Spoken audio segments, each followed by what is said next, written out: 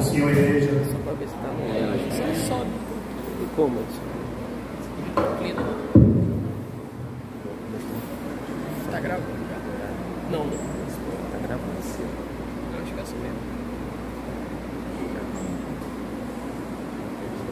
Só se você baixar um pouquinho essas duas coisas. Então, isso. Perfeito. Eu quero externar a minha alegria por estar aqui mais uma vez nesta abençoada festa, esta grande festa. E eu gostaria, antes de fazer a exposição, eu queria ler junto com vocês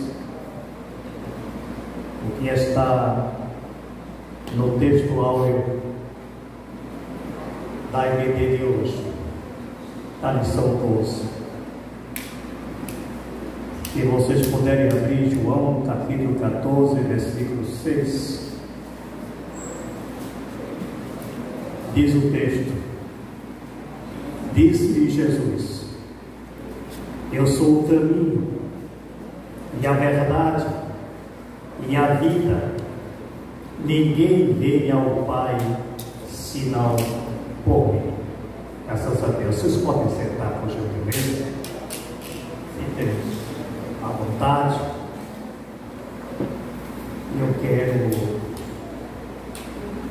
externar mais uma vez a minha grande alegria por estar com vocês.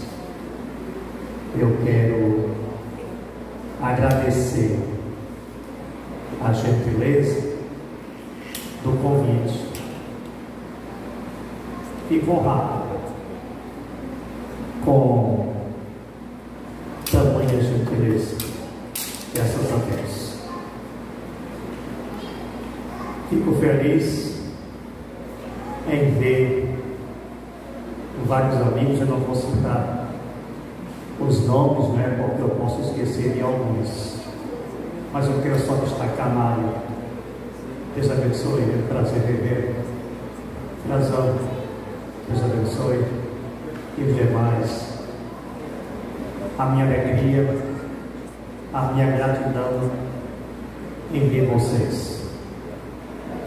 Vocês permitem eu colocar aqui esse microfone para ficar bem o som na gravação.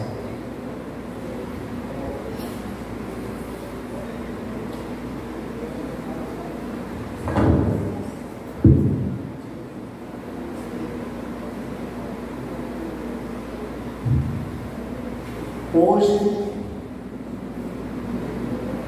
dedicamos o dia da Escola Bíblica Dominical e eu louvo a Deus por essa escola e sinto orgulho em dizer que nós temos a maior escola dominical do Brasil. Foi no ano de 1855, quando um casal de missionários escoceses chegaram ao Brasil e fundaram, na cidade de Petrópolis, no Rio de Janeiro, a primeira escola bíblica dominical do Brasil. Começou com 5 alunos. 5 crianças, para ser mais preciso. E eu estava dizendo até hoje na sede que nós temos que ter toda a atenção, todo o carinho, todo o zelo pelas crianças, porque elas é o futuro da igreja de amanhã.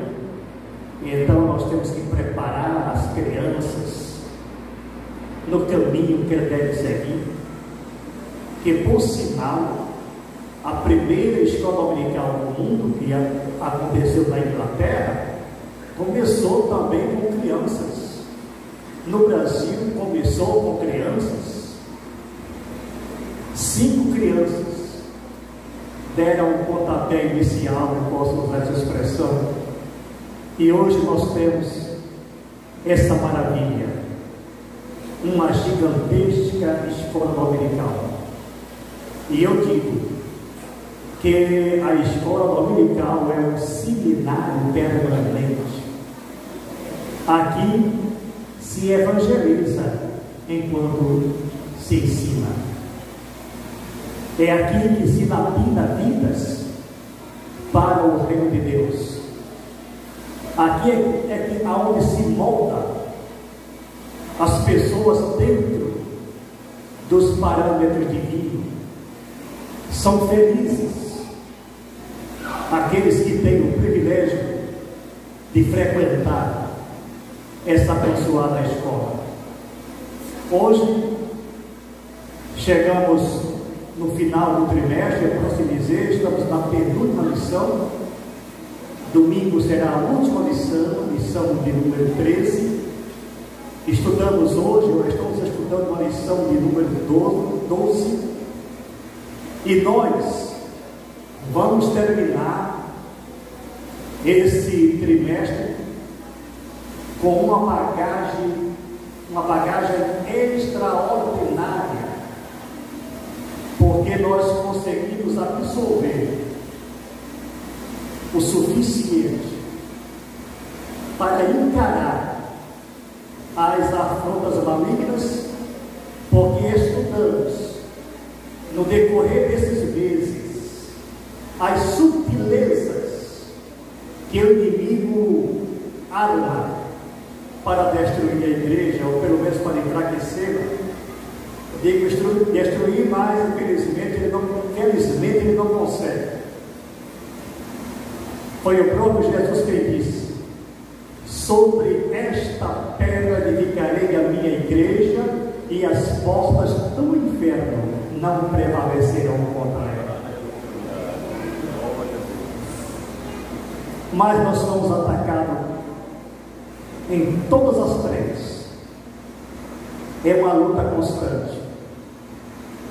E aprendemos nessas 13 lições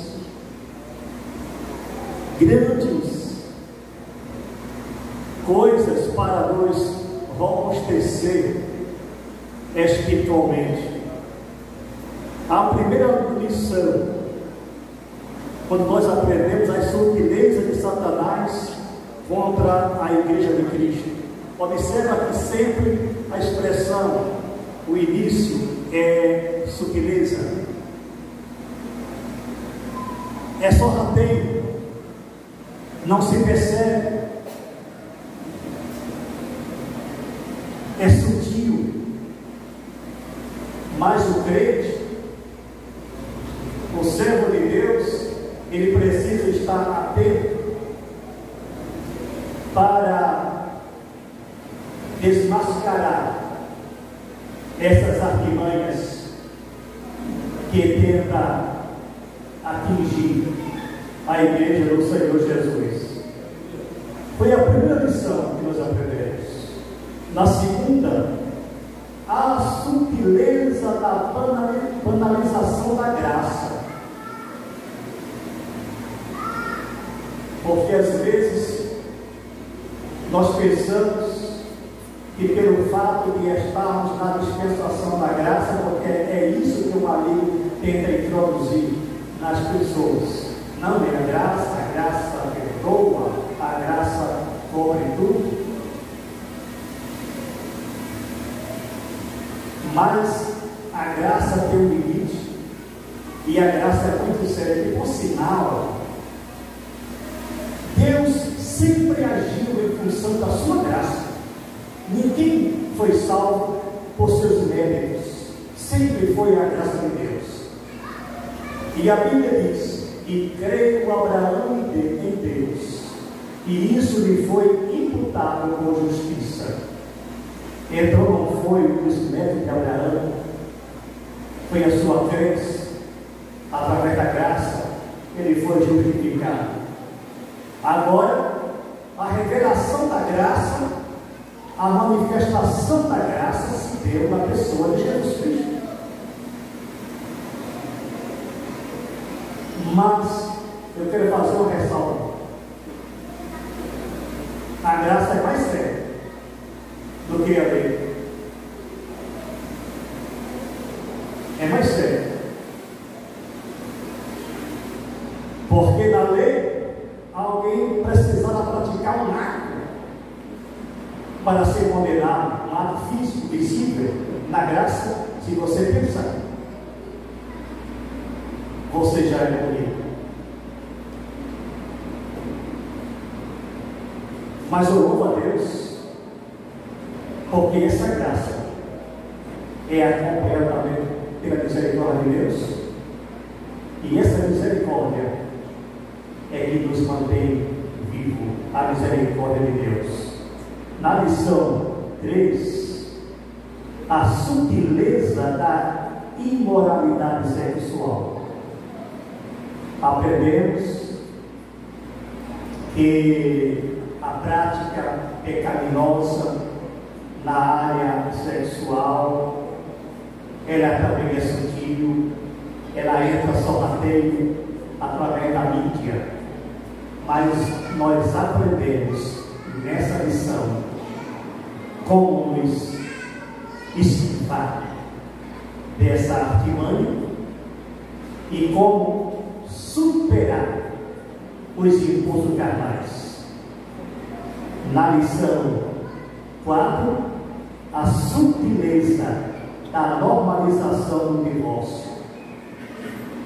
Nós aprendemos nesta lição que o casamento é um ato sublime, executado por Deus, ele é indissolúvel.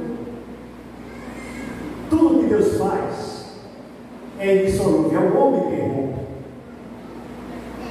é o homem que toma a atitude, nunca Deus. Mas Deus formou homem e mulher, imagem de Deus, para se unir e formar uma família. E isso basta. E vocês entendem. Vocês são inteligentes. Vocês são capazes de resolver isso. O casamento é indissolúvel. Foi a dureza do coração dos homens que forçou o divórcio. Na lição 5, a sutileza do materialismo e do ateísmo.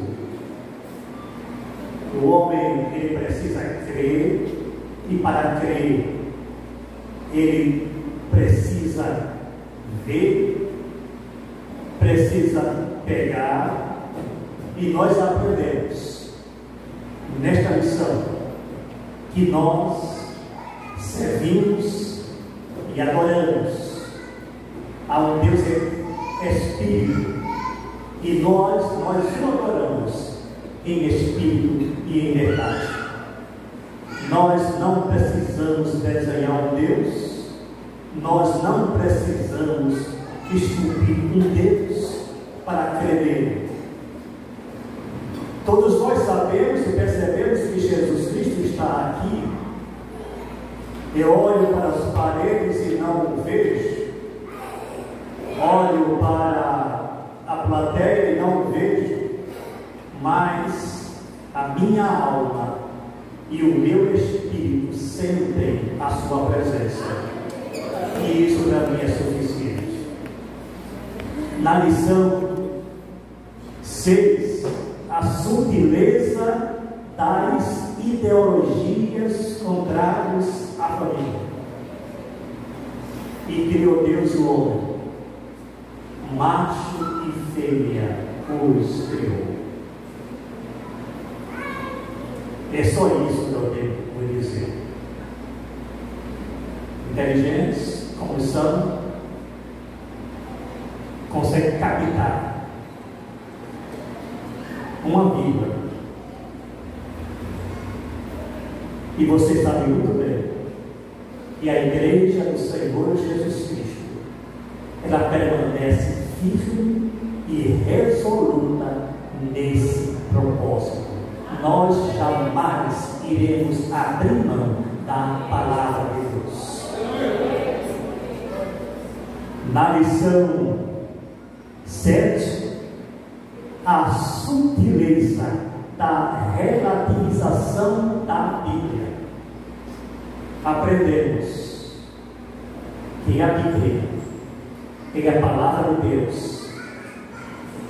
A Bíblia é inerrante. A Bíblia é inquestionável. A Bíblia é o Logos revelado para a igreja, para o mundo.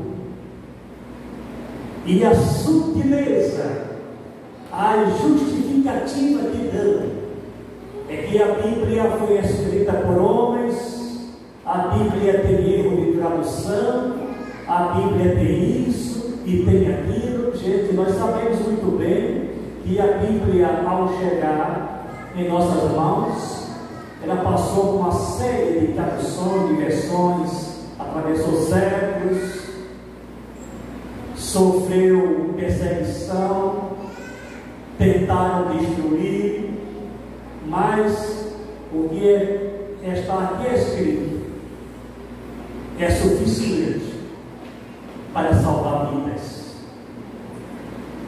porque uma simples frase é capaz de transformar qualquer vida.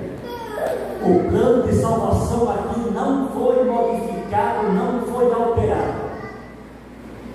Ainda que os homens tenham alterar, modificar qualquer texto, qualquer frase, seja proposital ou seja por ingenuidade, mas a mensagem do alto permanece intocável. E para nós também isso é mais que suficiente. Aprendemos também que na lição 8 a sutileza do enfraquecimento da identidade pentecostal. Antigamente nós éramos chamados de crente pentecostal, mas o Pentecostes não acabou.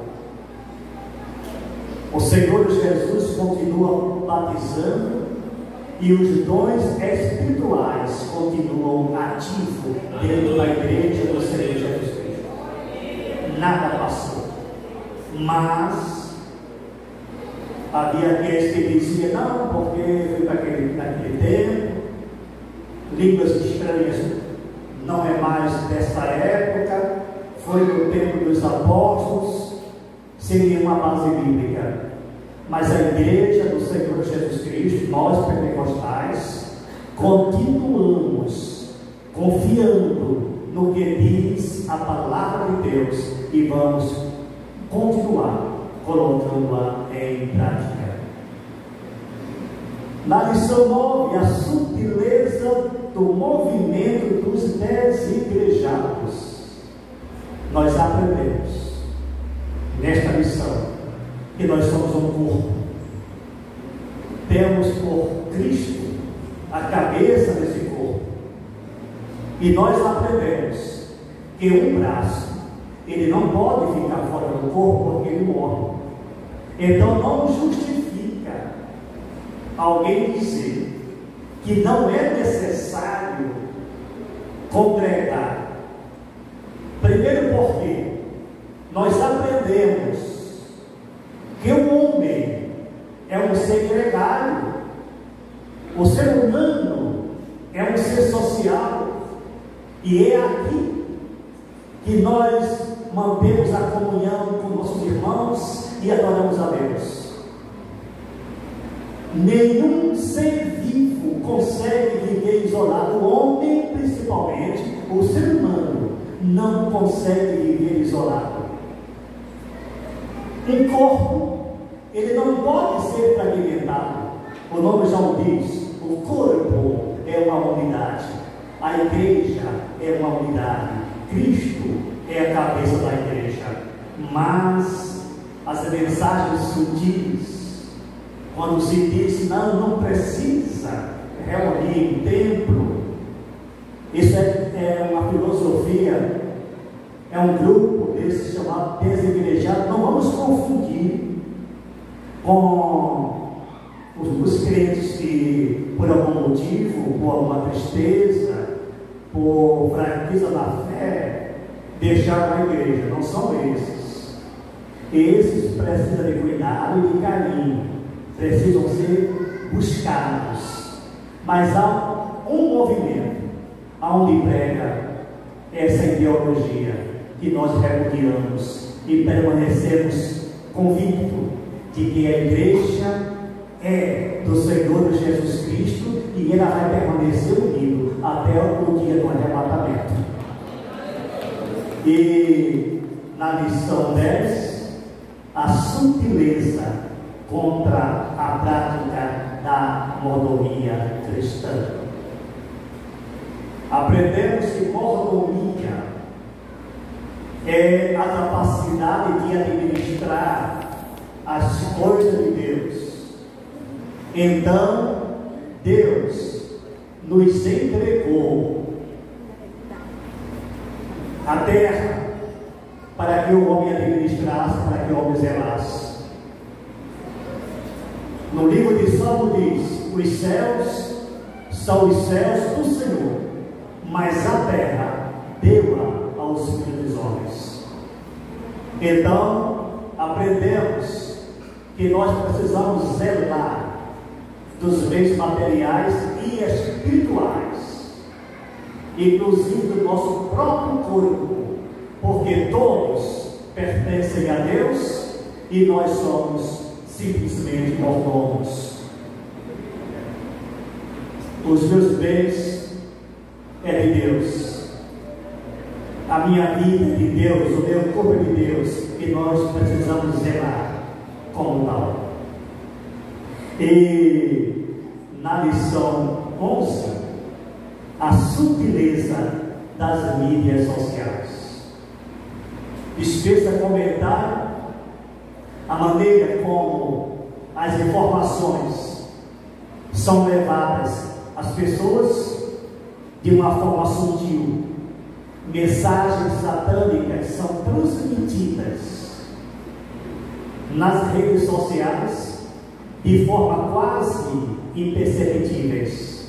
Mas o crente que tem a revelação do Espírito Santo, o crente que é movido por Deus, de imediato percebe a sutileza maligna que esses instrumentos de Satanás têm feito ou têm usado dentro do meio social.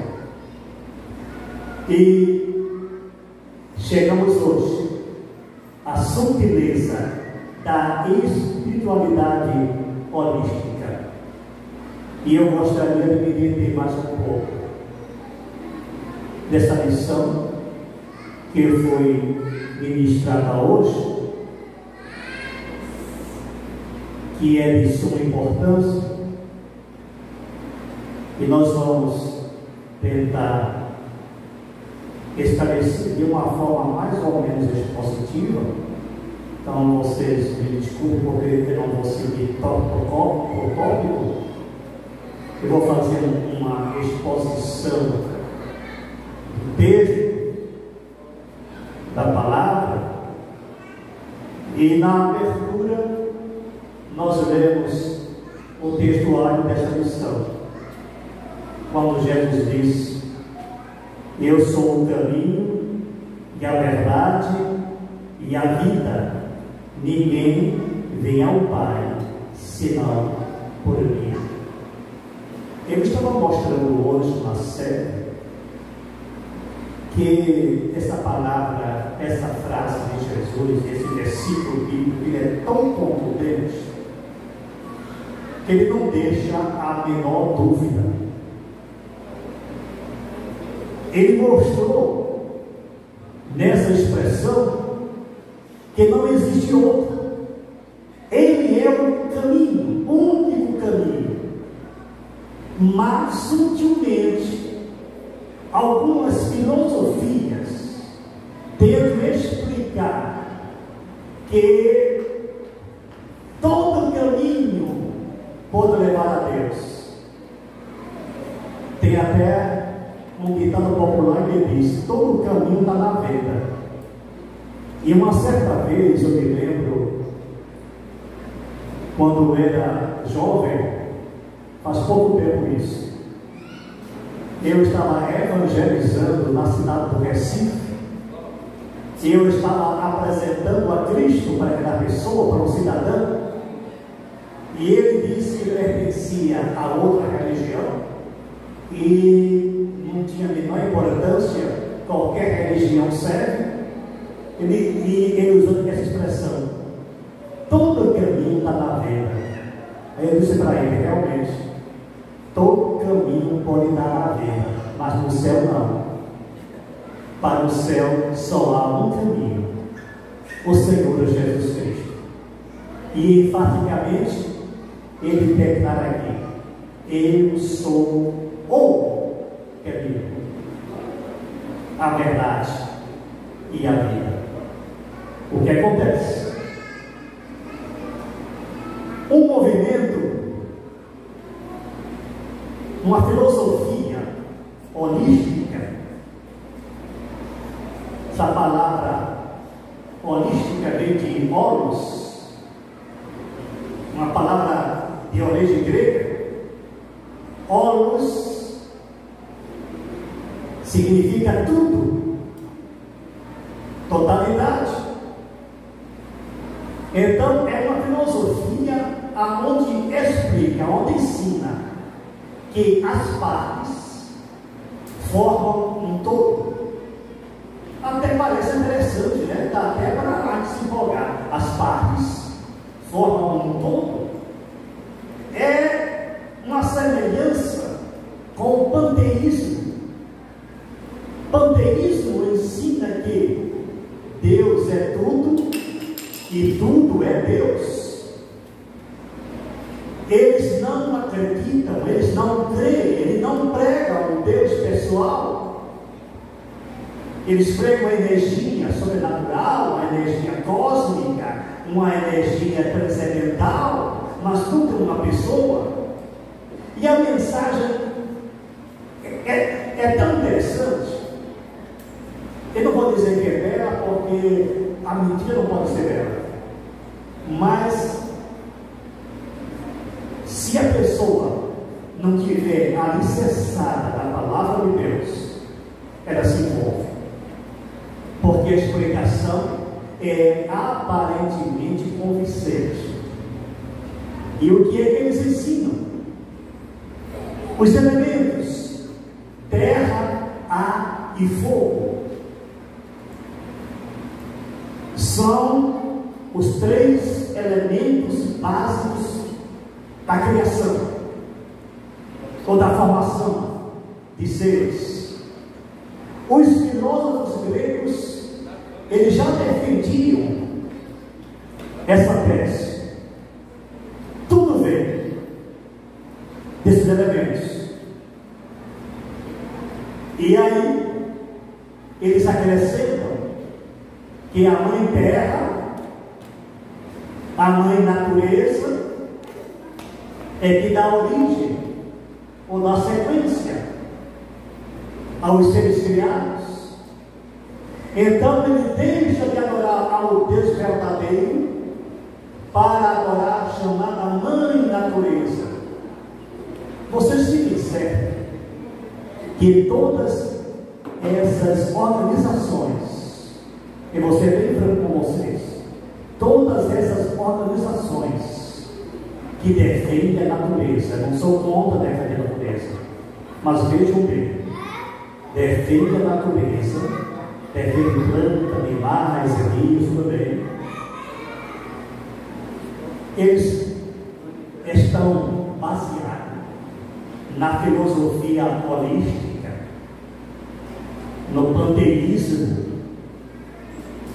Eles não colocam Deus como centro da criação, ou melhor, como pai da criação, como criador, um criador pessoal, um Deus real, um Deus perfeito, um Deus eterno, um Deus onipotente, um Deus onisciente, um Deus presciente, um Deus autossuficiente e um Deus que se projeta em direção ao homem, porque ao mesmo tempo que Ele é um Deus transcendente, Ele é um Deus imanente.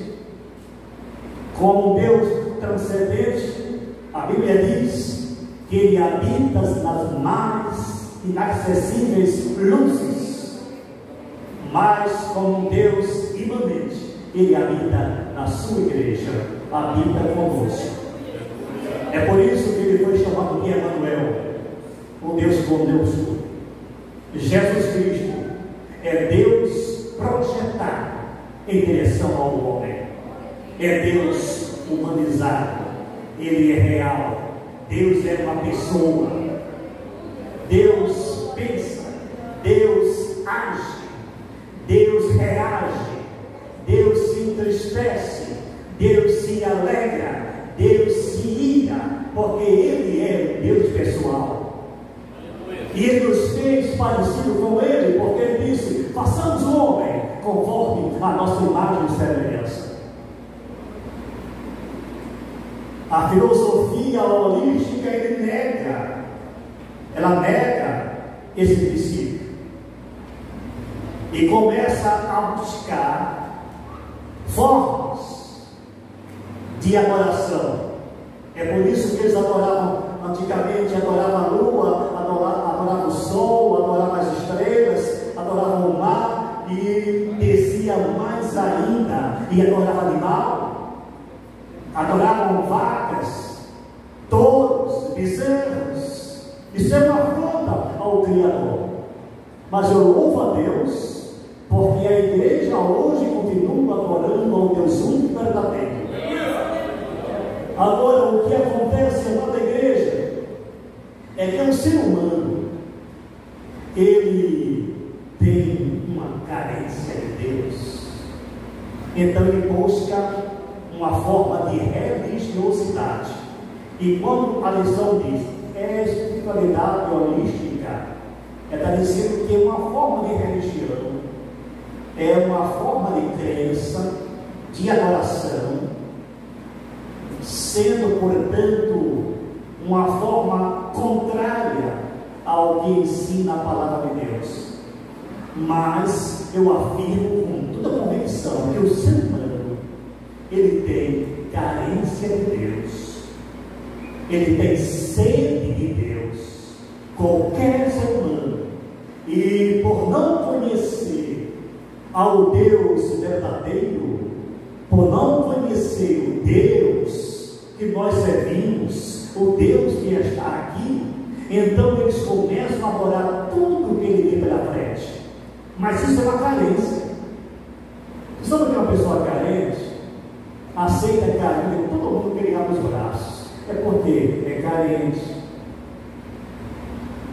O homem é carente espiritual porque eles não conseguem viver sem Deus. Você sabe por que não consegue viver sem Deus? É porque nós viemos de Deus.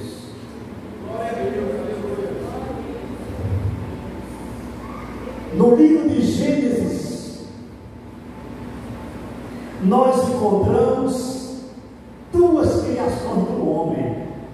Sabe por quê? Nós somos espírito e somos corpo. E Deus criou os dois. Ele criou o espírito e criou o corpo. Quando ele criou o espírito, ele criou no céu. Depois é que deu forma material para o homem. No capítulo 1 de Gênesis, nós encontramos a expressão façamos o homem. Esse façamos aí, o verbo lá no original, na língua hebraica, a palavra é barra. Barra é fazer a partir do nada. Deus, ele conseguiu fazer o homem do nada. E está claro aí, porque se esse verbo indica que foi criado do nada, então nós sabemos muito bem que Deus criou o homem espírito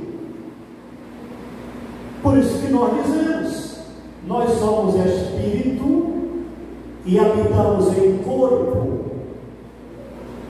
Quando nós chegamos lá no capítulo 12 de Gênesis, nós encontramos de novo Deus criando. Como é que está a expressão? E formou Deus o homem do pó da terra. Esse formou aí, ou esse criou aí, depende da versão, não está mais barrar. Agora é ser. Agora ele criou a partir de uma matéria pré-existente. Criou de quê? Do pó. Que milagre extraordinário, né? Alguém diz, foi do barro, não, disse que foi do pó, e no original está assim, diz o pó. Sabe o que é o pó? Que você sopra e voa? É do pó. Ele pegou o pó e formou o homem. Tudo bem, está lá um boneco. Porque a princípio foi só um boneco, ele desenhou, esculpiu de uma forma graciosa, sublime, um mecanismo sem precedente. Quando a gente estuda a biologia humana, ficamos pasmos, abismados com a criação de Deus. Que máquina fantástica, que coisa extraordinária. Se alguém já estudou biologia, se alguém já estudou anatomia, fisiologia humana, vai se empolgar. Não sei se tem alguém na área de saúde, algum médico enfermeiro ou parecido. Você deve se empolgar quando vocês estudam essas coisas. Que perfeição, que coisa sublime. Mas estava lá, uma máquina com todos esses elementos, mas ela é inerte, imóvel. Aí diz a palavra de Deus que Deus soprou em suas narinas. Ele soprou o quê? O espírito de vida. Aonde estava esse espírito de vida? Estava em Deus. Foi a primeira criação do homem. Ele pegou o homem que ele criou nos céus, que estava com ele, e soprou no homem. Aí formou agora um homem completo, corpo, alma e espírito apto para servir e adorar ao seu Criador. É por isso que o homem não pode viver sem Deus. Porque também lá em Gênesis é dito que Deus formou do pó da terra, observa bem, as plantas. Se alguém tirar a pó da terra, ela vive? Não. Arrancar a planta da terra, ela morre. Por quê? Porque ela está sendo arrancada da sua origem. E diz também que Deus formou das águas os peixes. Então os peixes foram criados da água. Se alguém tirar o peixe da água, ele vive? Não, ele não respira fora da água, porque ele está sendo tirado do local que ele deu origem. Quando nós também tiramos o homem de Deus, ele morre. O homem sem Deus é morto. Embora ele esteja caminhando, falando e pensando, mas a morte é espiritual. Ela é muito séria e preocupante também, porque a morte espiritual leva ao inferno. Que coisa triste, né?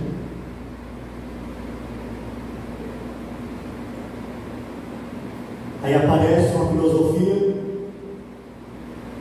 aí diz, tudo é Deus.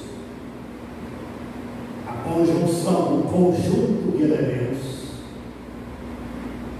ele forma uma energia.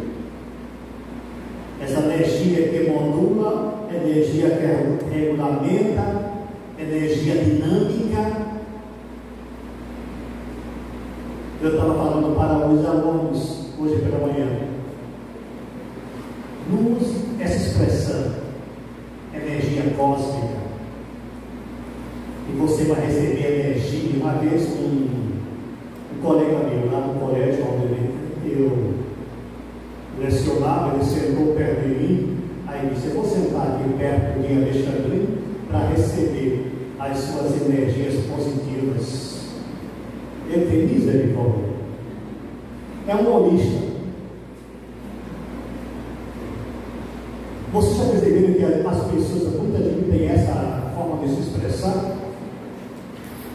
Fluidos benéficos, energia. Receba energia. Eu agradeço essas energias, porque toda energia que eu tenho vem de Deus, vem do Espírito Santo. É ela quem move a igreja, é ela quem dá dinamismo à igreja, é ela quem consola a igreja, é ela quem conforta a igreja, é ela quem dá forma à igreja, é ela quem protege a igreja. É a energia do Espírito Santo, é Deus. Não tem energia cósmica. Os elementos todos podem até gerar energia. Tudo bem, pode sim. A energia elétrica, o atrito entre dois metais gera energia, mas isso é física. Mas isso não tem vida. Isso não é Deus. Isso não altera nada na nossa salvação, porque Jesus Cristo é o único Senhor e Salvador e ponto final. Não tem mais recurso. O que acontece? O homem, por estar ausente de Deus, o homem, por ser carente de Deus, ele procura uma forma, um objeto de adoração. Aí Satanás, que é um aproveitador, ele chega lá e dá uma mãozinha. Vocês sabem que Satanás, ele pode ser muito inteligente, mas ele não cria. Ele se aproveita. Satanás pode ficar certo, ele não consegue forçar o ser humano, o crente pecar, ele não consegue. Quando um crente peca, ele peca deliberadamente, porque ele quis. Agora, como ele é inteligente, ele vai justamente na fraqueza, que o maior psiquiatra, o maior psicólogo do universo é Satanás. Ele conhece o ser humano, ele viu Deus fazendo o ser humano, ele conhece cada detalhe do nosso corpo e da nossa mente. Aí ele sabe justamente onde está o ponto fraco do ser humano, e é ali que ele atinge. Mas o homem tem capacidade de reação, o homem pode resistir, porque a Bíblia nos ensina isso: resistir ao diabo e ele fugirá de vós. Então ninguém peca forçado, porque se fosse forçado, nós não seríamos condenados, porque às vezes nós temos essa desculpa de dizer: não, o diabo me tentou, você cedeu porque você quis, porque você sabe que ele é tentador. Para que você deixou de tentar? E então Satanás pega essas pessoas carentes, essas pessoas enfraquecidas, que não conhecem a Deus. Então coloca nesses homens certa criatividade. Vamos fazer agora uma religião. Aí foi criada milhares de religiões no mundo. Desde a criação do homem, que existe religiões. A lição aqui cita alguns: o shintoísmo, o budismo e tantas outras. Todas essas religiões aqui mencionadas, por exemplo, o budismo, justamente com o shintoísmo e outros ismos por aí, eles têm um ponto em comum: todas negam o Deus único e verdadeiro, todas admitem a purificação do ser humano através dos seus esforços, através dos recursos humanos, anulando o sacrifício do Calvário, renegando o sacrifício da cruz, negando a eficácia do sangue do Senhor Jesus Cristo, e eles dizem que o homem ele vai se purificando à medida que vai nascendo outra vez, princípio da reencarnação, adotada até pelo Espiritismo no Brasil. Então, o que é que eles dizem? Alguém nasce, pode nascer pobre, na outra reencarnação ele nasce rico, depois ele pode nascer mais pobre ainda, ele pode nascer um sofredor, depois ele pode nascer uma barata, depois ele pode nascer um rato, depois ele pode nascer um boi, depois ele pode nascer uma pessoa, e até ele chegar a um estágio superior, aonde ele ingressará no Nirvana, que é justamente o paraíso deles. Que é isso? Não dá vontade de rir? Tamanha ignorância, tamanha ingenuidade. Mas vocês acreditam que existe cerca de 5 bilhões, gravamente, cerca de 5 bilhões de pessoas que pensam assim? Quem diz misericórdia? É muita gente. É muita gente que crê. Vocês sabiam que nós somos uma minoria dentro desse universo? Você que crê em Jesus Cristo é uma minoria, é uma gota d'água dentro de irmão céu. Você sabe quantos habitantes tem a Índia? Mais de 1 bilhão de seres. Sabe qual é a religião que eles professam, na sua maioria? O hinduísmo. O que é que ensina o hinduísmo? Justamente isso que eu acabei de falar. O que é que eu tenho que fazer? Eu tenho que chegar para eles e dizer, se é o princípio de missão, a missão da igreja aqui já não foi chamada para ficar entre 4 paredes, não. Vá além. Judeia, Samaria, até os confins da terra. Rompe as barreiras. Vai até ele e diz que somente Jesus Cristo salva. Diz para ele que o Senhor Jesus Cristo é o Senhor de todo o universo e não há um outro. A igreja precisa botar a boca no mundo e dizer isso. Não é ficar preso em política, discutindo isso. Vai pregar o Evangelho do Senhor Jesus Cristo. Aleluia. Vai dizer para essas pessoas que estão morrendo sem conhecer a Deus, quem é o Deus que você serve, para que eles despertem, para que eles acordem, para que eles aceitem a Jesus como seu Salvador, porque se isso não acontecer, quando ele voltar, ele vai cobrar de mim e de você. A igreja que não evangeliza, ela não pode dizer que é evangélica, porque a principal missão da igreja foi pregar o Evangelho. É você ver essas pessoas que começam a difundir o monismo, o panteísmo.